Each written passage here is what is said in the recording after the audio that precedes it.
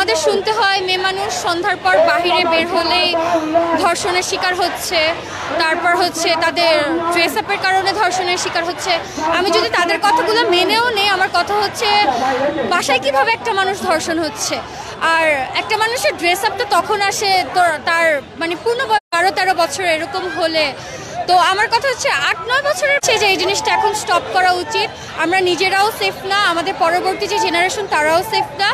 আমাদের পরবর্তী জেনারেশন বলেন আমাদের পরিচয়টা একটু জানতে চাই। কোনো একটা কঠোর স্টেপ নেয়, লাইক আমরা এবার চাচ্ছিলাম এটা যাতে ওপেনলি নেওয়া হয়, সো দ্যাট আরও যারা রেপিস্ট আছে সবাইকে তো আর আমরা তো জানি না যে কে রেপিস্ট বা কে কী।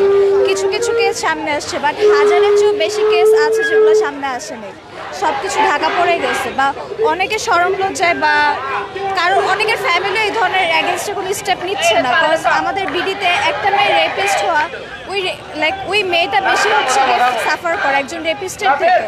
ও সারা জীবনটা শুনতে শুনতে চায় যে এই মেয়ের তো কোনো ফিউচার নেই, এই মেয়ে তো ধর্ষিত।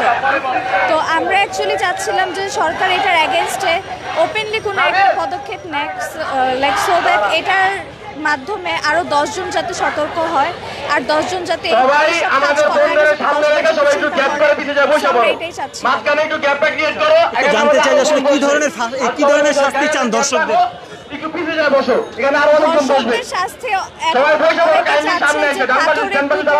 অর্ধেক শরীর রেখে তাকে পিটিয়ে হত্যা করা। সবার মতামত নিয়ে যেটা করার জন্য। এখানে কতক্ষণ থাকবে? চিন্তা ভাবনা করেছিলাম যে আমরা ব্লকেট করবো, বাট পরবর্তীতে চিন্তা করলাম যেহেতু রমজান মাস, তো অনেক সাধারণ জনগণের অনেক হ্যাসেল হবে, এটা আমরা চাচ্ছিলাম না।